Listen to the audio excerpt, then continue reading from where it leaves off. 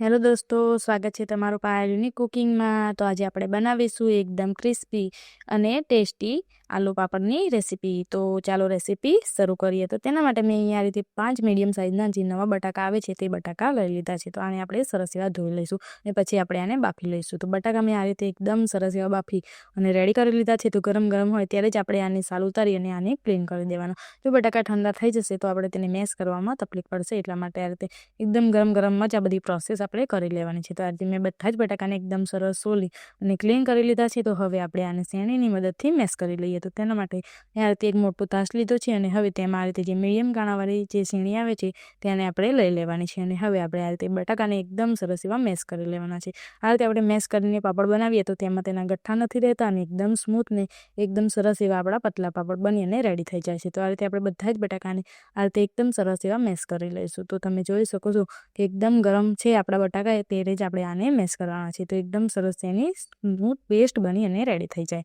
ત્યારથી મેં બધા જ બટાકાને કદ્દુકસ કરી લીધા છે, તમે જોઈ શકો છો। તો હવે આપણે આમાં લોટ બાંધવાનો છે। તો તેના માટે આપણે આ રીતે હાથમાં થોડું આ રીતે 1 ચમચી જેટલું તેલ લગાવી લેવાનું છે, જેથી કરીને હાથમાં બટાકા ચોંટે નહીં અને આપણને વધારે ગરમ પણ ના લાગે। અને એકદમ સરસ આ રીતે 5 થી 6 મિનિટ જેવું મસળવાનું છે, જેથી કરીને તેને એકદમ સરસ સ્મૂથ એવો લોટ આપણે જે રીતે બાંધીએ તેવો લોટ બાંધાઈ જાય અને તેમાં ગઠ્ઠા પણ ના રહે અને એકદમ સરસ એવા મેશ થઈ અને ચીકણા થઈ જાય, એટલા માટે। તમે જોઈ શકો છો કે એકદમ સ્મૂથ એવો આપણો બટાકાનો જે માવો છે તે બની અને રેડી થઈ ગયો છે અને એકદમ સ્મૂથ એવો ઢીલો થઈ ગયો છે। તો હવે આપણે આમાં મસાલા કરવાના છે। તો મસાલામાં આપણે આમાં વધારે કંઈ નહીં, પરંતુ 1 ચમચી જેટલું આપણે આખું જે જીરું આવે છે તે જીરું તેમાં એડ કરીશું અને હવે આપણે તેને થોડાક તીખા એવા બનાવવા હોય તો આ રીતે મેં લાલ મરચાંને એકદમ સરસ આ રીતે કૂટી અને થોડા મોટા મોટા પીસ રહે તેવા આપણે આ રીતે કરી લીધા છે। તો તેમાં થોડા લાલ મરચું એડ કરીશું અને હવે આપણે આ રીતે એકદમ સરસ એવા સ્વાદ અનુસાર આપણે તેમાં મીઠું એડ કરીશું। બીજા કોઈ મસાલા આપણે આમાં એડ કરવાની કોઈ જરૂર નથી। અને હવે આપણે તેમાં આ રીતે થોડુંક એવું હાથમાં આ રીતે તેલ લઈ અને તેમાં એડ કરી અને એકદમ સરસ એવું આ લોટને સરસ એવું મિક્સ કરી દેવાનું છે, જેથી કરીને બધા જ મસાલા આપણા લોટમાં એકદમ સારી રીતે મિક્સ થઈ જાય।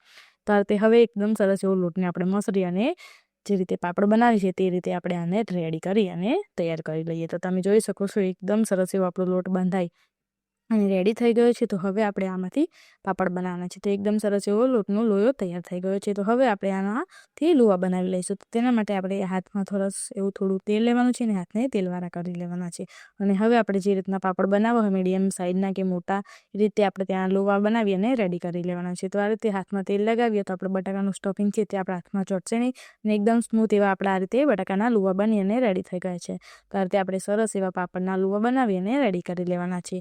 તો આ રીતે મેં અહીંયા થોડાક એવા લુવા બનાવી અને આ રીતે રેડી કરી લીધા છે। તો પહેલાં હું તમને આટલા પાપડ બનાવી અને બતાવી દઉં, પછી આપણે બીજા લુવા બનાવી અને પાપડ બનાવી લઈશું। તો તેના માટે પાપડ બનાવવા માટે મેં આ રીતે જે પોલિથીન આવે છે તેને આ રીતે 2 ભાગમાં કટ કરી અને લઈ લીધી છે। તો એક પોલિથીન ઉપર આપણે આ રીતે પ્લેટફોર્મ ઉપર રાખી અને તેના ઉપર આ રીતે થોડુંક એવું તેલ લગાવી દઈશું, જેથી કરીને આપણા પાપડ ચોંટે નહીં, એટલા માટે। તો આ રીતે બંને પોલિથીન ઉપર મેં તેલ લગાવી દીધું છે। હવે આ રીતે લોટના લોવાને એકદમ સરસ આ રીતે તેલવાળું કરી લઈશું પાપડ બનાવવા માટે અને ઉપરથી પણ થોડુંક તેલ લગાવી દઈશું, જેથી કરીને આપણે તે ચોંટી ના જાય, એટલા માટે। અને હવે ઉપરથી આપણે જે બીજી પોલિથીન છે તેના ઉપર આ રીતે રાખી દેવાની છે અને હવે આપણે આ રીતે પાટલાની મદદથી કે ડીશની મદદથી આપણે તેના ઉપર થોડોક એવો ભાર આપીશું તો આપણા પાપડ બની અને રેડી થઈ ગયા છે।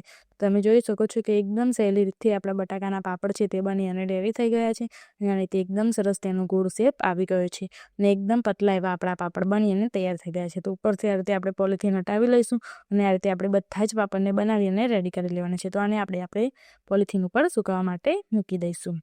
તો આ રીતે પંખા નીચે મેં પહેલાં અડધા કલાક જેટલા પાપડને સૂકવી લીધા છે। તો આ રીતે બધા જ પાપડ બનાવી અને પંખા નીચે તેને અડધા કલાક માટે સૂકવવા માટે રાખી દીધા છે, જેથી કરીને તેમાં ધૂળ ના ચોંટે, એટલા માટે। અડધા કલાક પછી મેં આ રીતે એકદમ સરસ તેને બહાર તડકામાં એકદમ સરસ 1 થી 2 દિવસ માટે સૂકવી અને એકદમ કડક થઈ જાય ત્યાં સુધી આપણે આને સૂકવી લઈશું। તો 2 દિવસમાં જ મારા પાપડ એકદમ સરસ સુકાઈ અને એકદમ ક્રિસ્પી થઈ ગયા છે અને એકદમ સરસ તેની સાઇઝ પણ સરસ નાની થઈ ગઈ છે। તો આ રીતે એકદમ સરસ 2 દિવસની ધૂપમાં આપણા પાપડ એકદમ સરસ એવા સુકાઈ અને રેડી થઈ ગયા છે અને એકદમ ક્રિસ્પી એવા સુકાઈ અને તૈયાર થઈ ગયા છે। આપણે પાપડને એકદમ પરફેક્ટ એવા સુકાવવા ખૂબ જ જરૂરી છે, નહીં તો તે સારા તળવામાં નહીં થાય। તો એકદમ ક્રિસ્પી અને ફટાફટ ભાગી જાય તેવા આપણા જે બટાકાના પાપડ છે તે બની અને તૈયાર થઈ ગયા છે।